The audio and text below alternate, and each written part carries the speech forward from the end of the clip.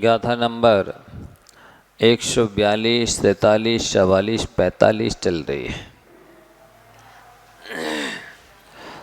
इन चारों गाथाओं की चौथे चरण में शिव गई पहनाए गो हो ही दिया है। शिव गति के पथ का नायक होता है, मोक्ष मार्गी होता है, मोक्ष प्राप्त करता है। कौन? तो इन जो चार गाथाओं में विशेषण दिए हैं वे गुण जिनके पास हैं वे। तो अब यहाँ पर गाथा नंबर 145 चलना है। पहले बताया गया 144 नंबर गाथा में एक बड़ा प्यारा विशेषण दिया है, परमोविखैर्यो। परमोपेक्षा चारित्र का धारक होता है। परमोपेक्षा क्या होती है कि वो रत्नात्रय को धारण करने वाला जिनलिंग का धारी साधक तो होता ही है, विरागी होता है, सम्यक्त से ज्ञान से सहित होता है। और परमोपेक्षा के लिए दृष्टांत दिया था हमने कि वो इस तरह का बैलेंस बनाने वाला होता है जो कि ट्रेन की बैलेंस, क्रेन की बैलेंस, बैंक बैलेंस, फ्लाइट का बैलेंस, कारखाने का बैलेंस, फैमिली का बैलेंस, समाज का बैलेंस और अनेक तरह के बैलेंस बनाना सरल है, लेकिन ब्रेन बैलेंस कठिन है। ये जो परमोपेक्षा चारित्र वाले साधक हैं वे ब्रेन बैलेंस वाले होते हैं, बैंक बैलेंस वाले नहीं। ब्रेन का, माथे का, दिमाग का, मन का संतुलन आप देखो बिल्कुल सादा एक ड्राइवर की तरह होता है। जैसे ड्राइवर गाड़ी 4 व्हीलर चला रहा है तो वो कितना अपने मानसिक संतुलन रखता है, कहाँ चढ़ाव आ रहा है, कहाँ मोड़ आ रहा है, कहाँ स्पीड ब्रेकर आ रहा है, कहाँ रास्ता सकरा है, कहाँ चौड़ा है, कहाँ ट्रैफिक है, ये सबको देख कर के बराबर वो गाड़ी का बैलेंस संतुलन बना के रखता है। सर्वत्र 120 की स्पीड में नहीं चलता, सर्वत्र ना 40 की स्पीड में चलता है। वो देखता है रोड की स्थिति, अपने गाड़ी की स्थिति, अपने गाड़ी में बैठे पैसेंजरों की स्थिति, इन सब को देख कर के गाड़ी की स्पीड बढ़ाता है। सब कुछ ध्यान रखता है, कितनी यात्रा करनी है, कितने किलोमीटर की यात्रा करनी है, कितना पेट्रोल डीजल लगेगा, और सबको ध्यान में रख कर के चलता है। ऐसे ही साधक होता है, कहाँ कैसी स्थिति, किस द्रव्य, किस क्षेत्र, किस काल, किस भाव में हम रह रहे हैं, चल रहे हैं, साधना कर रहे हैं।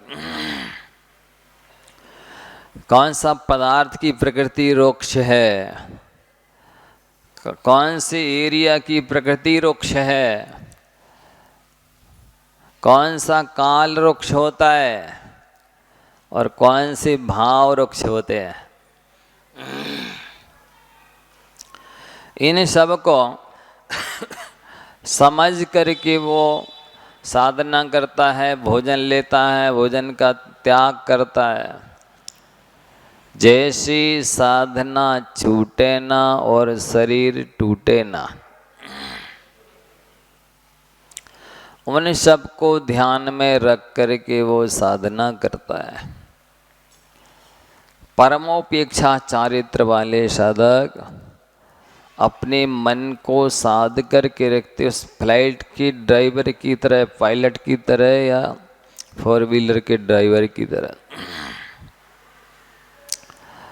और मान लो संघ के आचार्य हों तो उनको फिर इतना माथा साधना है जितना ट्रेन के ड्राइवर को साधना, क्योंकि ट्रेन में अनेक डिब्बे लगे रहते ना, एक डिब्बा नहीं है, अनेक हैं। तो साधक तो अकेले एक डिब्बे को साधने वाला है, आचार्य तो अनेक डिब्बों वाली ट्रेन को साधने वाले हैं। तो ये परमोपेक्षा चारित्र में सुख में समता, दुख में समता, हानि में समता, लाभ में समता, सम्मान में समता, अपमान में समता, महल में समता, शमशान में समता, सम्मान करने वाले में समता और तलवार मारने वाले में समता, शांति बिल्कुल समचित्त रहते दोनों में, तब भी परमोपेक्ष चारित्र के धारी होते हैं और मोक्ष को प्राप्त करते हैं। आप चौथी 145 नंबर गाथा देखें। ये दृष्टांत याद रखने लायक है। कौन सी? बैलेंस वाले जो दृष्टांत दिए और ड्राइवर का जैसे, ये सभी चीज़ें अपने ब्रेन बैलेंस के लिए बहुत आवश्यक है। बहिरभ्यंतरगंथ विमुक्को शुद्धोपजोय संयुतो, शुद्धोपजोय मूलोत्तर शुद्धोपयोग, शुद्धोपयोग अब प्राकृत है, इसमें अनेक विकल्प रहते हैं, इसमें से भी निकल आएगा, उसमें से भी निकल आएगा, शुद्धोपयोग इससे भी निकलेगा, उससे भी निकलेगा, ऐसे पाठांतर चलते हैं। मूलोत्तर गुण पुण्यो शिव गई पहनाए गो होई, बहिरभ्यंतरगंथ विमुक्को शुद्धो जोय संयुतो, मूलोत्तर गुण पुण्यो शिव गई पहनाए गो होई। बोलो।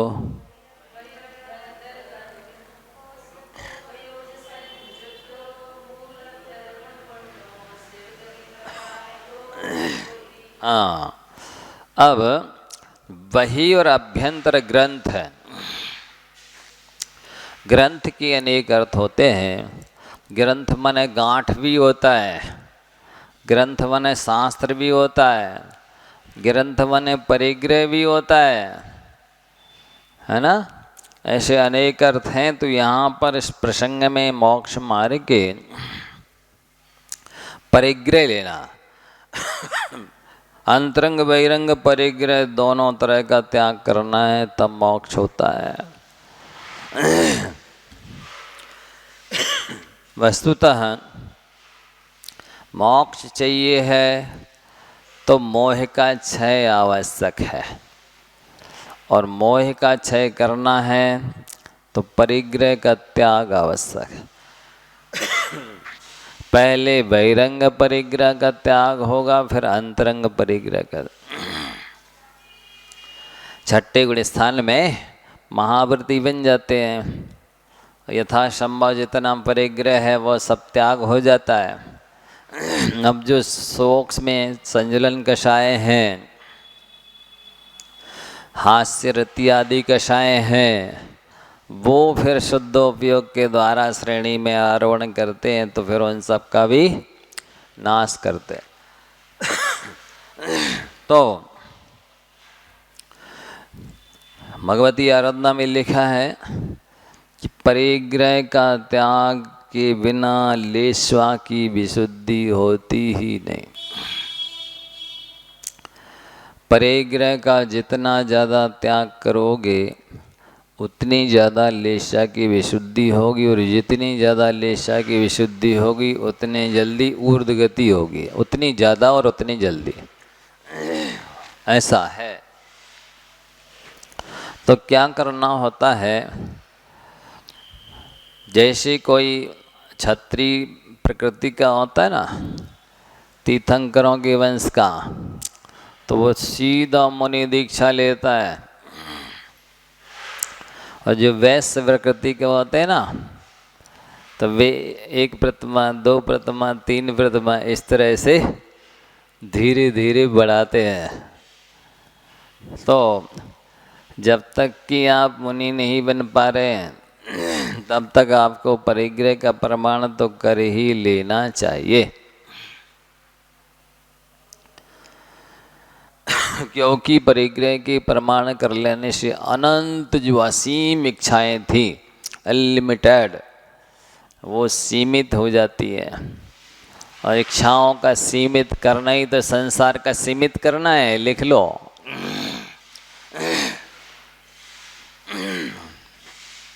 इच्छाओं का सीमित करना ही संसार का सीमित करना है, क्योंकि इच्छा मोहिनी की पर्याय है। मोहिनी कर्म घातिया का भेद है। घातिया की पाप प्रकृतियां हैं, तो आप इच्छा करके मतलब पाप करके सुखी होना चाह रहे हैं। इच्छा करना मतलब पाप करना है। इच्छा मोहिनी की वजह से होती है। मोहिनी घातिया, घातिया का भेद है। और घातिया की सारी प्रकृतियां पाप प्रकृतियां। तो इच्छा करने का मतलब है पाप करना। अब उसमें भी विषय विषय की इच्छा होना, सांसारिक इच्छाएं होना है तो पाप रूप ही है। शुभ इच्छाएं होना, आत्मकल्याण की इच्छा होना, परोपकार की इच्छा होना, ये फिर भी परोपकार की इच्छा है, प्रभावना की इच्छा है, साधना की इच्छा है, तीर्थ यात्रा की इच्छा है। ये सब होने से ठीक है। लेकिन एक ये भी लिखा कलंगदेव ने, मोक्षेपि यस्य न इच्छा कांक्षा सा मोक्षमधिगच्छति इत्त्वात् स्वहितान्वेषी कांक्षां क्वापि न वांछयेत् इच्छेत योजयेत। जिसके मन में मोक्ष की भी इच्छा नहीं रहती है उसको मोक्ष मिलता है, ऐसा कहा गया है। प्रारंभ अवस्था में निर्णय तो होगा, लेकिन फिर बाद में वो विकल्प भी समाप्त हो जाता है। निर्णय के अनुसार साधना यात्रा तो होती रहती है। अभी तो होगा ही, सविकल्प अवस्था में, सराग अवस्था में, अधस्तन भूमिका में, ये सब तो होगा। लेकिन जब सदोपयोग में धीन लीन हो जाते हैं तब फिर ये इच्छा नहीं रहती कि मेरी समाधि हो निर्विकल्प की, मुझे मोक्ष मिले, कुछ भी इच्छा नहीं रहती। फिर तो निष्प्रय भाव से, वीतराग भाव से चिंतन मनन चलता है, बस ध्यान होता है आत्मा परमात्मा का। और इसीलिए अपन को अभी से साधना अभ्यास करना चाहिए अपनी इच्छाओं को घटाने का। वस्तुतः जितना भी संयम है, जितना भी तप है, जितना भी त्याग है, वो सब इच्छाओं को घटाने के लिए है। क्या कहा गया? जो कुछ भी आप साधना के नाम पर कर रहे हैं, जो कुछ भी आप सोच रहे हैं, वह सब इच्छाओं को घटाने के लिए है। यदि आप साधना वर्षों से कर रहे, धर्म ध्यान वर्षों से कर रहे हैं, और यदि इच्छाएं नहीं घट रही हैं, तो समझ लेना आपका फार्मूला गलत है। आपका लक्ष्य पूरब की ओर है और आप पश्चिम की ओर जा रहे हैं। हर हालत में इच्छाएं घटनी चाहिए, ऐसा है। अब कई लोग कहते हैं कि जब तक शक्ति है सो हम तो धर्म ध्यान कर रहे हैं या अतिथि संविभाग कर रहे हैं या ये चौका लगा रहे हैं, पूजा कर रहे हैं। जब शक्ति है तब आप घर नहीं छोड़ रहे, आसक्त हो जाओगे फिर आपकी हिम्मत पड़ेगी घर छोड़ने की? है? असमर्थ हो जाने के बाद कोई दीक्षा लेता है, कोई घर छोड़ता है, आश्रम में जाता है? जब सामर्थ होती है तभी जा कर के अपनी साधना और भावना और सब माहौल बना लेता है। तो हो सकता है इसमें कमजोरी रहती है व्यक्ति की, साधक की बहुत बड़ी, इसलिए वो इस तरह का आलम्बन या बहाना बना देता है कि हम तो धर्म ध्यान कर रहे, परोपकार कर रहे, अतिथि संविभाग कर रहे, पूजा पाठ कर रहे, ये कर रहे। अंत समय में तो कोई छोड़ पाता नहीं कुछ भी। पहले से वर्षों पूर्व से अभ्यास साधना करनी होती है। कई लोगों को सो देखा है हमने, वो घर छोड़ने का साहस ही नहीं कर पाते। इसलिए ये इच्छाएं जितनी भी घटती जाएं उतना मोक्ष मार्ग प्रशस्त होता चला जाता है, उतने मोक्ष के निकट पहुंचते हैं। तो जैसे शत्रु को जीतना हो, विजय प्राप्त करना हो या मारना हो, तो क्या करते हैं? पहले शत्रु को उल्टा करते हैं और फिर पछाड़ते हैं। ये मोहरूपी शत्रु है अपना, इसको भी ऐसे ही करना है। पहले उल्टा करो फिर पछाड़ो। किस तरह से? मोहिनी क्रम की 28 भेद हैं। तो मिथ्यात्व को उल्टा करो, गलत जो श्रद्धान है उसके स्थान पर सही श्रद्धान करो। कुदेवों की पूजा छोड़कर अनायतन की पूजा छोड़ करके आयतन की पूजा करना शुरू करो, देवशास्त्रों की पूजा करना शुरू करो। फिर जो सम्यक्त प्रकृति इत्यादि है उसको भी धीरे धीरे खत्म करना होता है। इसी तरह से क्रोध है, क्रोध भी एक शत्रु है, इसको भी उल्टा करो। अभी दूसरों पर क्रोध आ रहा था, आप खुद पर क्रोध करो। खुद पर कैसे क्रोध करें? जितने भी अवगुण हैं क्रोध किए बिना उनको निकाला नहीं जा सकता। स्वयं स्तोत्र पढ़ते हैं, उसमें आदिनाथ भगवान के स्तवन में लिखा, निनायो निर्दय भस्म सात क्रिया। हे आदिनाथ भगवान, आपने अपने कर्म रूपी शत्रुओं को निर्दय होकर के भस्मसात कर दिया। तो कर्म रूपी शत्रुओं को भस्म करने के लिए निर्दय होना पड़ता है। इसलिए अपनी एक एक कमजोरी को, अवगुण को, दोष को, असंयम को ढूंढ ढूंढ करके उनको नष्ट करो। फिर बाद में आप कहेंगे 9वें गुण स्थान तक तो क्रोध रहता है, इसके बाद तो बचेगा नहीं, फिर कैसे कर्म रूपी शत्रुओं को नष्ट करेंगे? तो फिर ऐसा करना, केवल अग्नि ही जलाती है ऐसा कोई नियम नहीं है। जब तेज ठंडी पड़ती है तो तुषार भी हरे भरे वृक्षों को जला देती है। ठीक इसी प्रकार से अभी प्रारंभ में तो अपने अवगुणों के प्रति क्रोध चाहिए, निर्दयता चाहिए, जब तक आप कठोर नहीं बनेंगे तब तक अपने अवगुणों को, दोषों को, कमियों को निकाल नहीं सकते। इसलिए क्रोध पर क्रोध करो, अवगुणों पर, खुद के अवगुणों पर क्रोध करो। प्राय दूसरों के अवगुणों पर गुस्सा आती ना, सामने वाले ने कोई कमी है उसमें गलती कर दी तो गुस्सा आती है। अब इसको उल्टा कर दो, अपनी कमियों पर, अपनी गलतियों पर गुस्सा करो। गलती हो जाए तब करो, त्याग करो, संयम लो।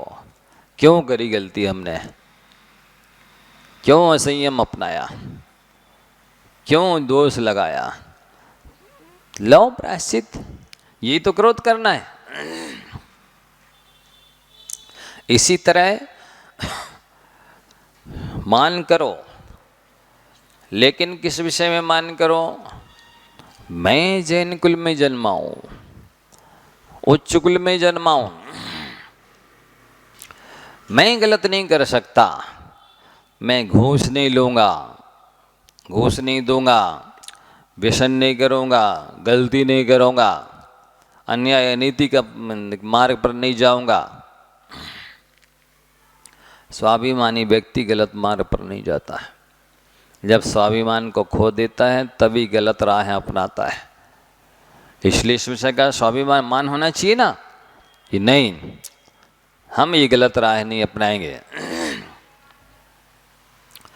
मतलब हमारी मंजिल किसी के हृदयों को रौंदते हुए तो नहीं प्राप्त हो रही है, हमारा रास्ता वहाँ से तो नहीं गुजर रहा है जहाँ अनेकों को कष्ट मिल प्राप्त हो रहा है। यदि अनेकों को कष्ट दे कर के हमारी मंजिल हमें मिलती है तो वो हमें नहीं चाहिए। ये कहलाता है स्वाभिमान। हाँ, कि यदि मेरी शादी में इतने सारे पशुओं का वध किया जाएगा तो ऐसी शादी मुझे नहीं कराना। ठीक इसी प्रकार से आपको लगाना है कि यदि घूस देकर सर्विस मिल रही है, प्रोग्रेस हो रही है, या लेकर के कोई काम बन रहा है, या और दूसरे गलत काम करके हम किसी चीज़ को पा रहे हैं, तो नहीं, गलत काम करके अन्याय अनीति के मार्ग पर चल करके हमको सफलता या उन्नति या समृद्धि नहीं चाहिए। ये है स्वाभिमान, ये होना चाहिए।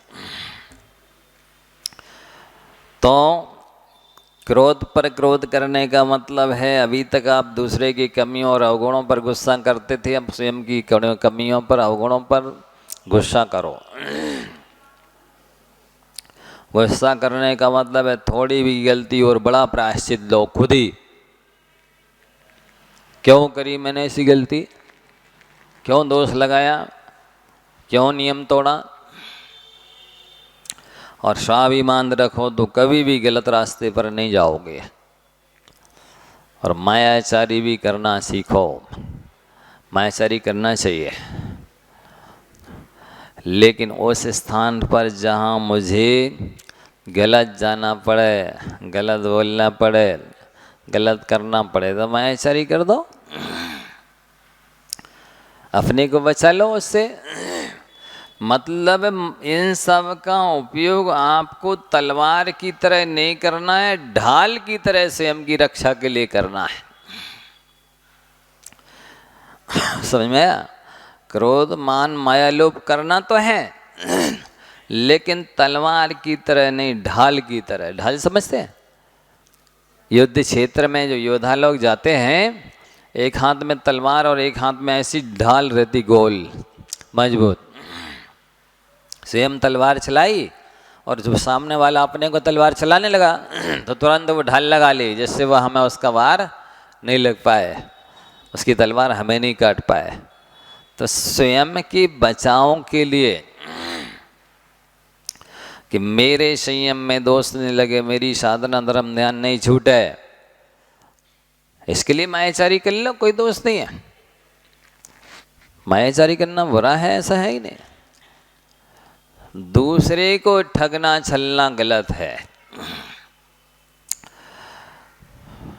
अपने आप को मतलब बचा लेना, इसमें मायाचारी करना गलत नहीं है।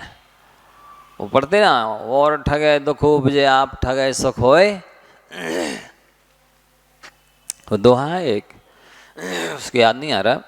तो मायाचारी उस स्थान पर की जा सकती है जिस स्थान पर हम धर्म ध्यान करना चाहते हैं, अपने दोषों को लगाने से बचना चाहते हैं, पाप बंद से बचना चाहते हैं, गलत काम करने से बचना चाहते हैं, तो आप मायाचारी कर सकते हैं, कोई दोष नहीं है। ये सीखिए मायाचारी करना, ये सिखा रहे हैं हम मायाचारी करना। इसी तरह से लोभ पापों का पापा है, लेकिन प्रशस्त लोभ अच्छा माना गया है। ये एक पूजन कर रहे तो हम 2 करेंगे, इन्होंने 1 लाख का दान दिया तो हम 2 का देंगे, है? नहीं, ये प्रारंभ अवस्था में तो रहेगी, शुभ इच्छा हो सकती है, होना चाहिए। इस राग अवस्था में, सर्विकल्प अवस्था में, अधस्तन भूमिका में इस तरह का प्रशस्त लोभ तो होगा। एक और पूजा कर ले, एक और माला फेर लें, एक रस का और त्याग कर दें, चल जाएगा हमारा, ये लोभी है। एक व्रतमा और ले लेते हैं, ये लोभी तो है। एक दिन और लगा लेते हैं चौका, है, ये लोभ है, लेकिन ये अच्छा माना जाता है, ये होना चाहिए। तो उस विषय कसाय संबंधी सांसारिक लोभ छोड़ करके और ये आत्म कल्याण संबंधी लोभ होना चाहिए। ये हम मोह रूपी शत्रु को पछाड़ने का उपाय बता रहे हैं कि शत्रु को पहले उल्टा करो और फिर पछाड़ो, हैं? तो ये उल्टा करने का तरीका है। तो लोभ हो अच्छा है, लेकिन प्रशस्त कार्यों के लिए। चलो एक और सम्मी सगरी वंदना कर लेते हैं, एक और कराते हैं, हाँ हाँ, एक बार और दे लेते आहार दान, थोड़ी देर और स्वाध्याय कर लेते हैं। लोभ ये है, थोड़ा और संयम बढ़ा लेते हैं, चलो एक और एकासन, एक और उपवास कर लेते हैं, और इच्छा, चलो एक बोली और बढ़ा देते हैं। 1 लाख का दान देने, अब चलो 1.5 का कर देते, 2 का दे देता है। तो ये प्रशस्त लोभ कहलाता है, जो होना चाहिए। लेकिन लोग उल्टा करते हैं, विषय कसाय के बारे में तो उनको खूब स्पर्धा होती है, ईर्ष्या होती है, जलन होती, जलेसी होती है। इनकी 3 खंड की बिल्डिंग है तो हम 4 की बनाएंगे, इनकी 2 दुकानें हैं तो हम 3 खोलेंगे, इन्होंने इतने खर्च किए तो हम इतने और विषय कसाय में शादी में खर्च करेंगे, इनकी इतने की साड़ी है तो हम इतने की खरीद लाएंगे। नहीं होता? गुनाह वालों की तो बात ही नहीं कर रहे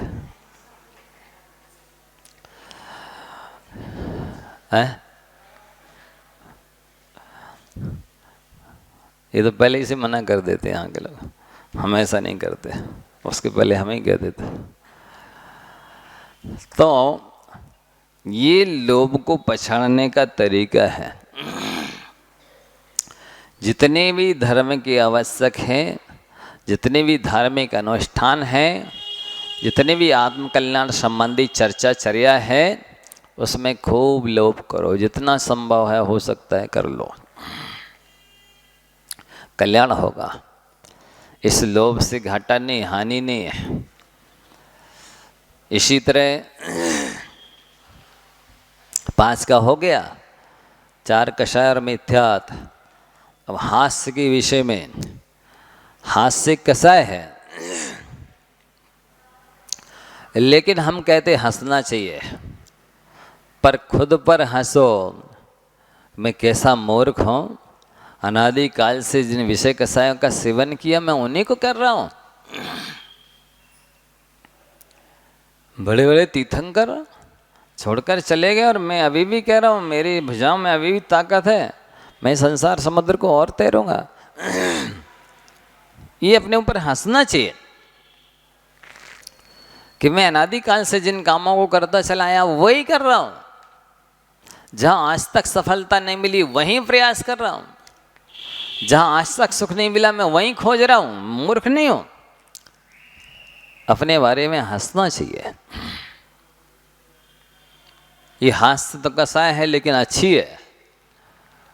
अपने बारे में हंसा करो, हाँ, कि मुझको शर्म नहीं आती, मैं कैसे निर्लज्ज हूँ, अनादिकाल से करते आए वही आज भी करता जा रहा हूँ। रति भी होनी चाहिए लेकिन पंच परमेष्ठी से, जिनवाणी से जितना राग कर सको करो, बिल्कुल सुइयां तो टाइम नहीं दर्शन तक का। जिनसे दूर रहना चाहिए उनसे चिपके रहेंगे, जिनसे चिपके रहना चाहिए उनके दर्शन तक नहीं आएंगे। तो रति होना चाहिए लेकिन पंच परमेष्ठी से, नौ देवता से, अपने साधर्मियों से रति होना चाहिए। अरति है, होना चाहिए अप्रीति लेकिन विषय कसाय से। आत्म की अहित विषय कसाय, ये आत्मा की शत्रु है। अहित का मतलब क्या होता है? शत्रु। आत्म के अहितकारी है, विषय कसाय शत्रु है, इसलिए इनसे अप्रीति होना चाहिए, अरति होना चाहिए। और शोक भी होना चाहिए लेकिन कैसा? अरे ऐसी दुर्लभतम मनुष्य पर्याय मिली, मेरी इतनी उम्र निकल गई, मैंने आत्महित नहीं किया, मैंने आत्म कल्याण नहीं किया, मैंने अपने तन मन धन का सदुपयोग नहीं किया। इस बात का शोक होना चाहिए। और भय भी होना चाहिए लेकिन नरक में जाने का भय होना चाहिए। संसार में भ्रमण करने का भय होना चाहिए, कर्म बंध का भय होना चाहिए, गलत काम करने से भय होना चाहिए, डरना चाहिए।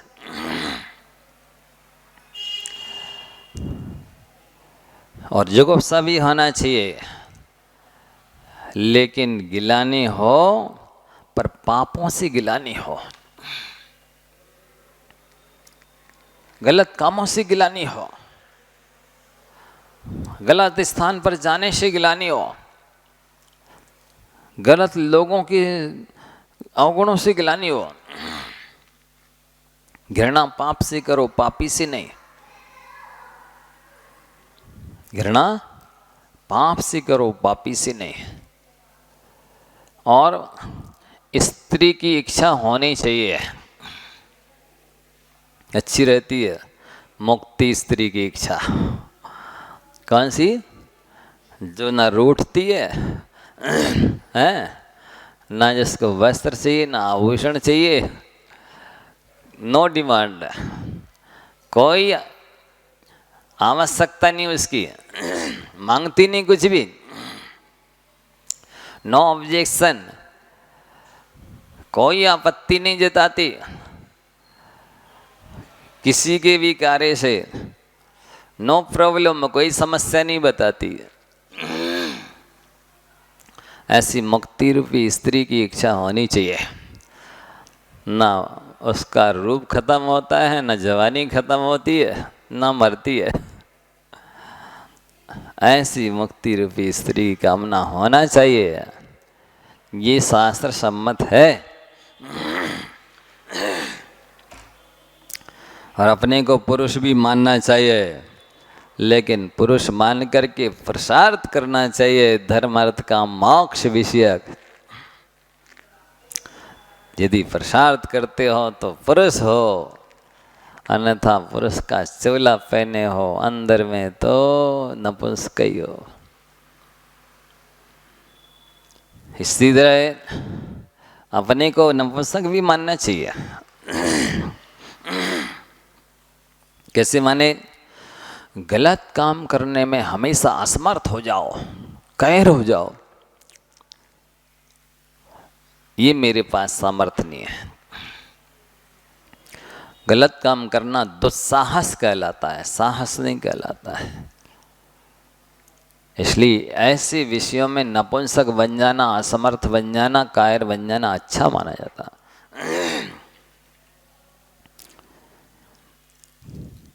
और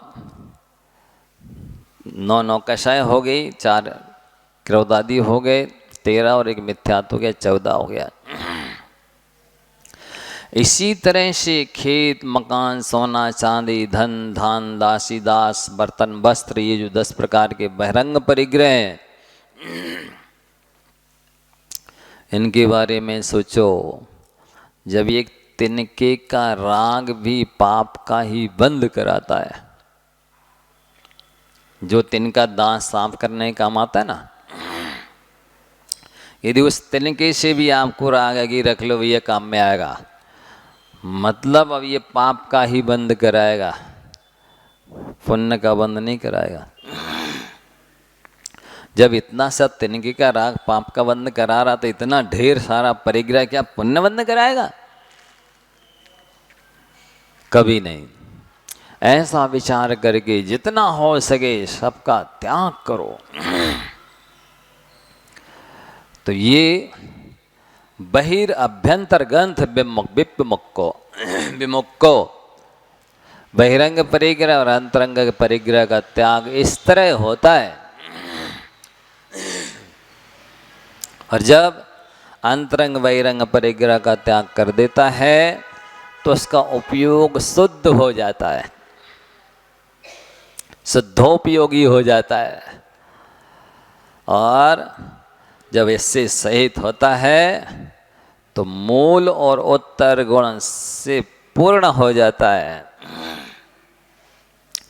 और जब मूल और उत्तर गुण से पूर्ण होता है तो शिव गति पहनाएगा होई वह शिव गति मोक्ष गति के पथ का नायक होता है, मोक्ष मार्गी होता है, मोक्ष मार्ग का नेता होता है। मोक्ष प्राप्त करने का पात्र होता है। इतनी चीज़ें चाहिए। इसलिए सबसे पहले तो अपने चेतन मन को गंदगी से भरने से बचिए। कैसे भरता है अपना चेतन मन गंदगी से? जब हम नकारात्मक सोच रखते हैं, नेगेटिव थिंकिंग रखते हैं, दोषग्राही दृष्टि होती है, छिद्रान्वेषी दृष्टि होती है, तो हमारा चेतन मन गंदगी से भर जाता है। क्योंकि नकारात्मक सोच के साथ साथ नकारात्मक ऊर्जा भी आती है। जिसकी पॉजिटिव थिंकिंग होती है उसके पास पॉजिटिव एनर्जी भी आती है। तो सदैव सकारात्मक सोच नकारात्मक सोच पर विजय प्राप्त करती है। अंत में विजय सकारात्मक सोच की ही होती है। और कई बार जब बिना मांगे हम सलाह देते हैं और उस सलाह की सामने वाला कोई कीमत नहीं करता है तो फिर गुस्सा आता है। तो इस काम से भी अपन को बचना चाहिए। बिना मांगी सलाह नहीं देना चाहिए। दूसरों के कार्य में दखलंदाजी देने से बचना चाहिए। दूसरों की कार्य प्रणाली देखने से भी बचना चाहिए। क्यों?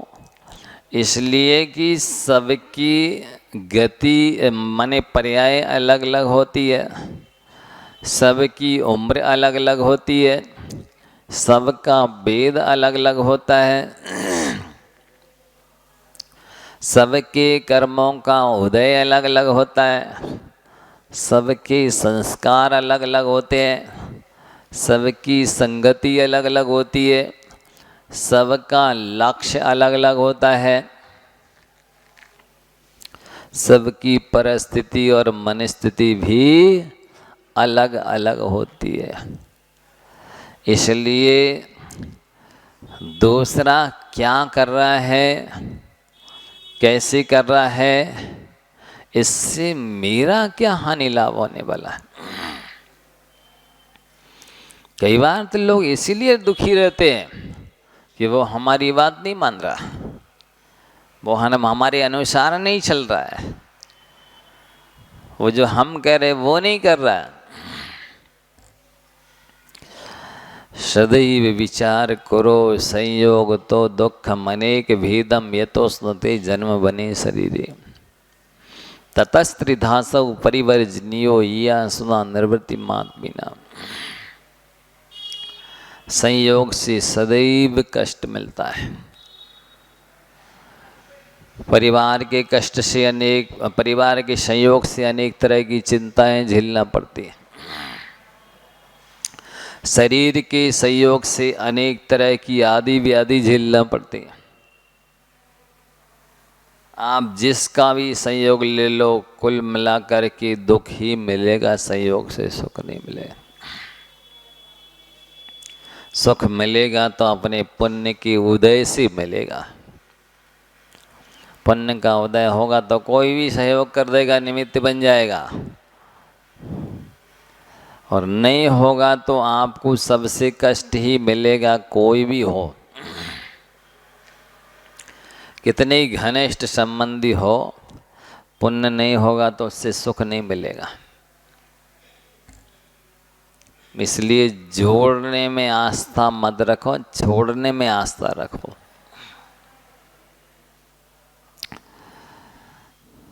और हमेशा हमेशा शांति मिलती है दूसरे की टीका टिप्पणी से बचने से। समीक्षा निष्प्रयोजन करते रहते हैं, संकल्प विकल्प में पड़े रहते हैं, मिलता जुलता कुछ भी नहीं है। इसलिए इससे बचना चाहिए। और उपदेश की अपेक्षा आचरण ज़्यादा करना चाहिए। केवल वाणी ही नहीं बोलती, आचरण उससे ज़्यादा बोलता है। वाणी ही प्रभाव नहीं डालती, आचरण उससे ज़्यादा प्रभाव डालता है।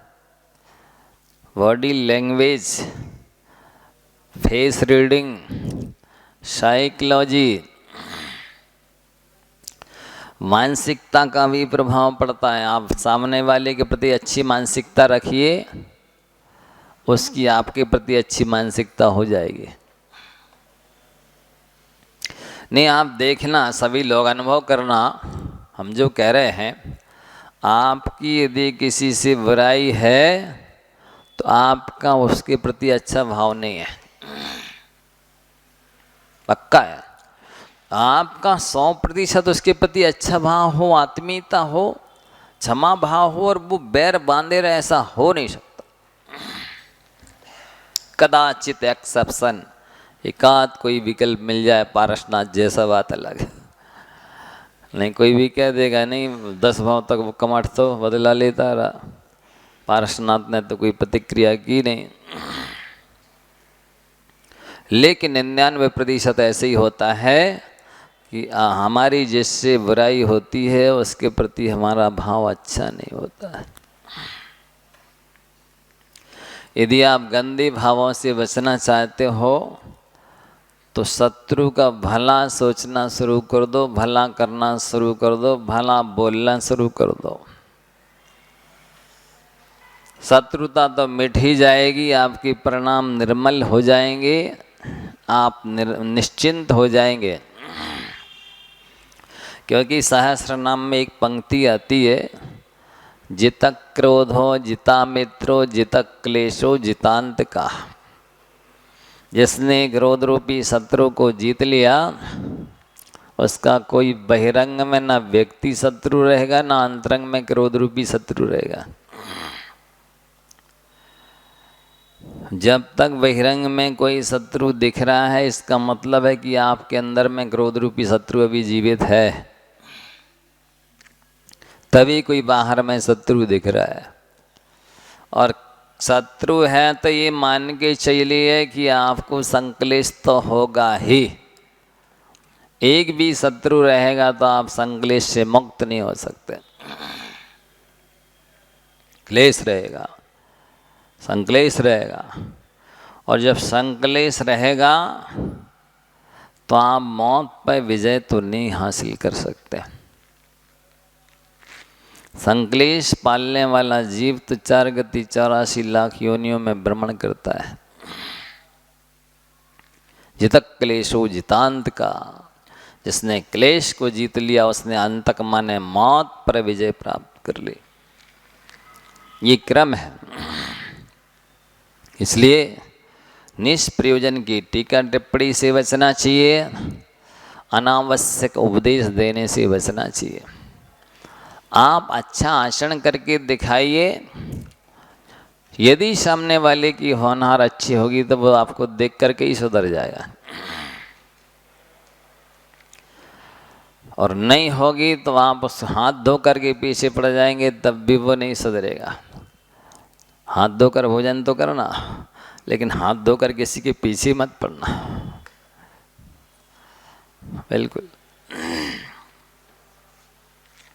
तो ये क्रम है, कर्तव्य समझकर के उपकार करना, ना कि बदले की भावना से उपकार करना।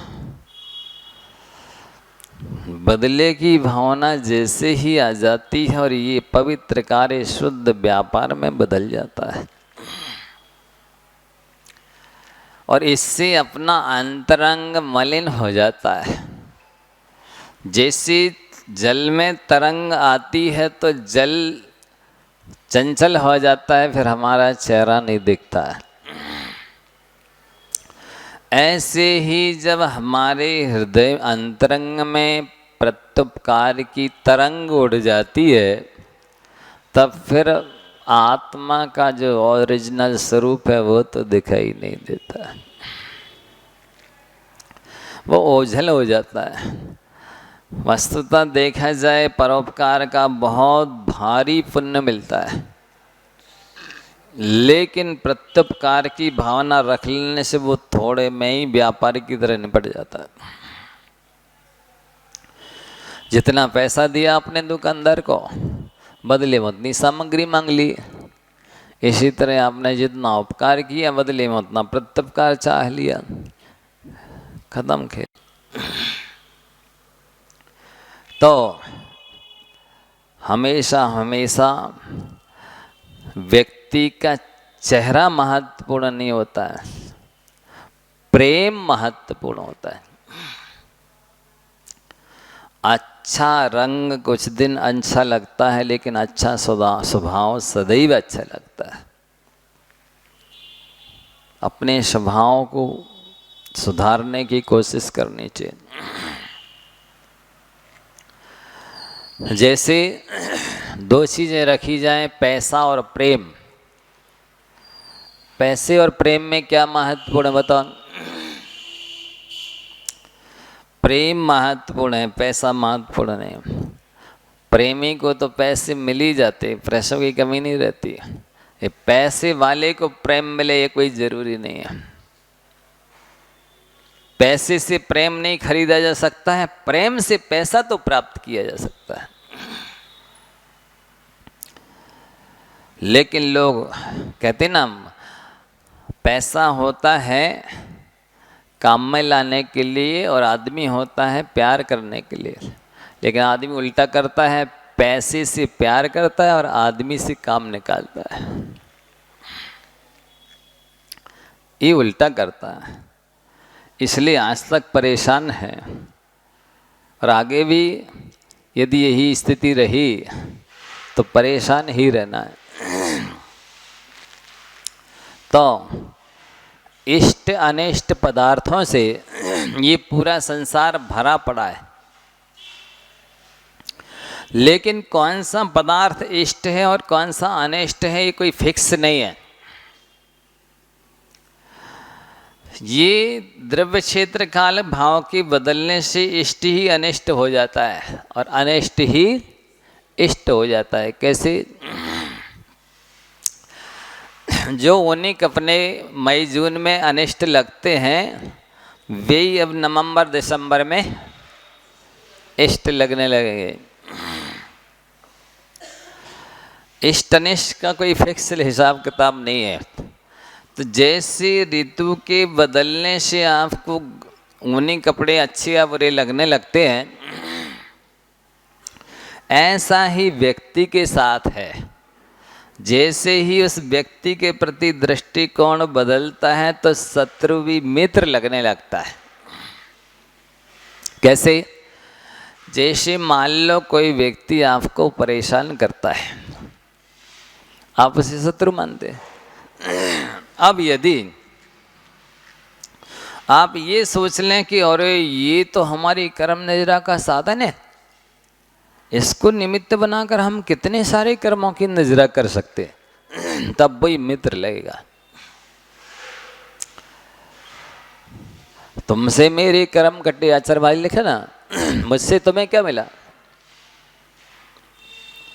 तो जिससे हमारे कर्मों की नजरा हो रही है, मोक्ष मार्ग प्रशस्त हो रहा है, वो हमारा शत्रु कैसा? ऐसे ही व्यक्ति हो, स्त्री पुरुष हो, चाहे कोई भी अचेतन वस्तु हो, यदि ऐसी धारणा बना लेते हैं तो अनिष्ट भी इष्ट लगने लगता है। वाचाश्री की पंक्ति है ना, खरा भी जिन्हें अखरा है, बुरा भी जिन्हें बुरा सा लगा है, वे पूरा तो स्मरण में नहीं आ रहा, संसारी हैं, अज्ञानी हैं। पर इससे उल्टा जिन्हें बुरा भी बुरा सा लगता है